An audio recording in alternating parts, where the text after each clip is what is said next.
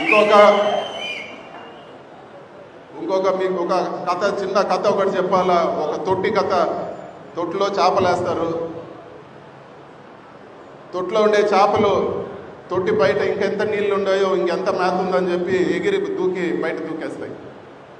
First దూకే చేపల పులుసు అయిపోతుంది, లేకపోతే చేపలు ఫ్రై అయిపోతుంది.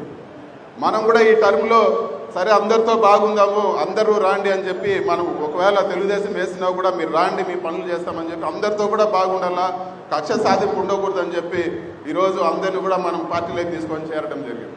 పార్టీలోకి వచ్చినారు, పనులు చేసుకున్నారు. మళ్ళా కూడా ఎలక్షన్ వచ్చే కొద్దీ మళ్ళా ఒరిజినల్ రంగు చూపించి మళ్ళీ ఆ పక్క వెళ్ళిపోయిన వాళ్ళు చాలామంది ఉంటారు. వాళ్ళకందరూ కూడా నేను చెప్తా ఉన్నాను, రాబోయేది జగనన్న ప్రభుత్వం. స్టేట్ అంతా కూడా ఈరోజు వైఎస్ఆర్ పార్టీ గాలి వీస్తూ ఉంది. ఖచ్చితంగా తొట్లో నుంచి దూకే చేపలన్నీ చేపల పులుసు, చేపలు ఫ్రై అయిపోతాయని చెప్పి ఈరోజు మీరు ఎక్కడ కూడా ఆధారపడాల్సిన పని లేదు. మీకు సపోర్టుగా ఎమ్మెల్యే గారు మేము ఖచ్చితంగా ఉంటాము.